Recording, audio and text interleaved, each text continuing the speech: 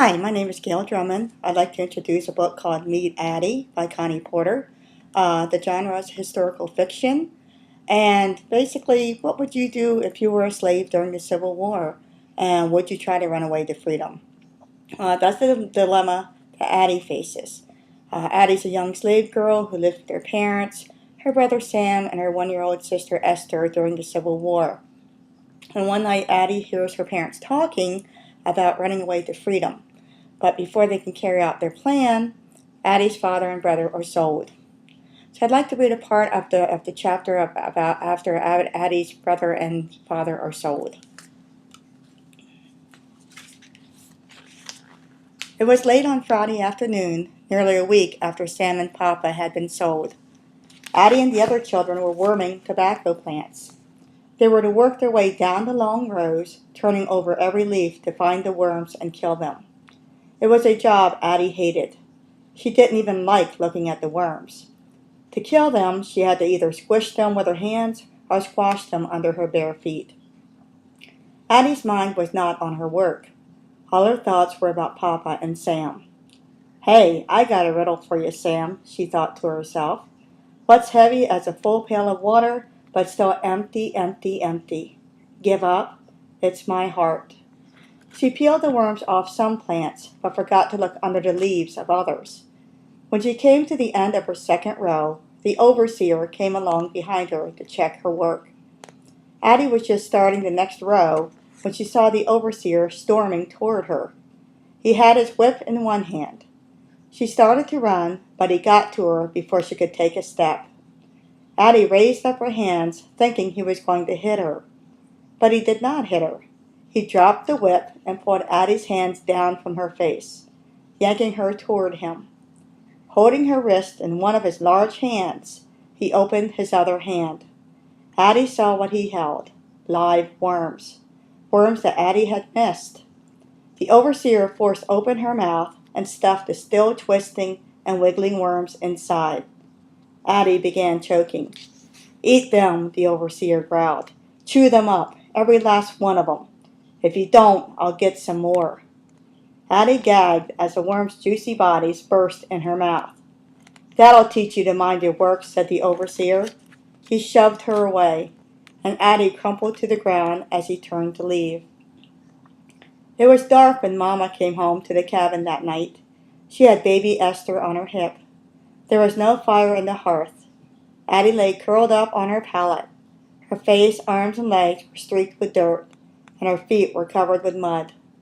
Addy, you awake? Get up, honey, her mother said, lighting a candle and then placing Esther down on the pallet. But Addy did not even look up. Addy, her mother said in a voice as soft and warm as the glow of the candle, what happened to you? She sat down on the edge of Addy's pallet and touched her head gently. Addy opened her eyes. They were red. As she told her mother about what the overseer had done, she started to cry. Mama lifted Addy's head onto her lap. I hate them, Mama. I hate white people, Addy sobbed. I don't want you to hate nobody, Mama said, stroking Addy's hair. After a while, she got up to get some water. When she came back, she began washing the tears and dirt from Addy's face. Don't you hate them, Mama? Addy asked. No, I don't hate white people, Mama answered. Honey, if you fill your heart with hate, there ain't going to be no room for love. Your brother and Papa need us to fill our hearts with love for them, not hate for white people. But, Mama, that overseer and Master Stevens, they hate us, Addy said bitterly. Why white people hate us and treat us wrong? Addy, all white people don't hate colored people. Not all of them do us bad. Master Stevens was wrong to sell Sam and Papa and to whip you.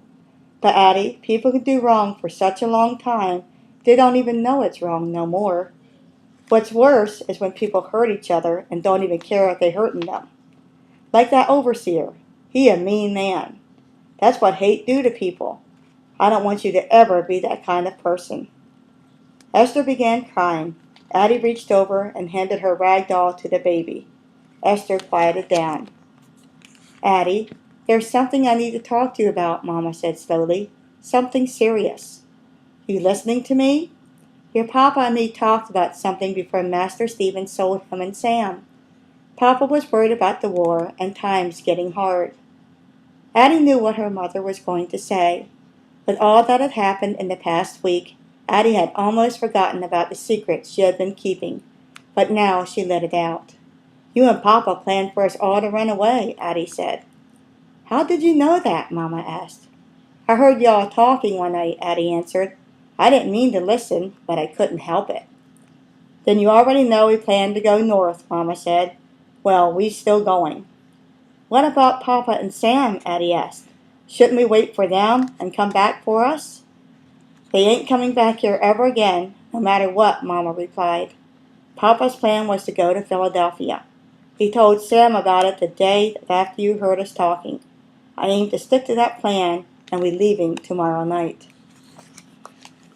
So this book is a really, really good book about slavery during the Civil War. It kind of gives you good ideas about what slaves had to go through and how they were treated from other people. The book does have details that are true to life that talks about how they lived and so on. And in the back there is a section that's called A Peek into the Past, and it gives you details about the Underground Railroad and certain aspects of that. Okay, so this is Meet Addy by Connie Porter. It's an American Girl book. There's lots of different books. There's also other books after this one, and I would encourage you to read it. And it's Meet Addy by Connie Porter.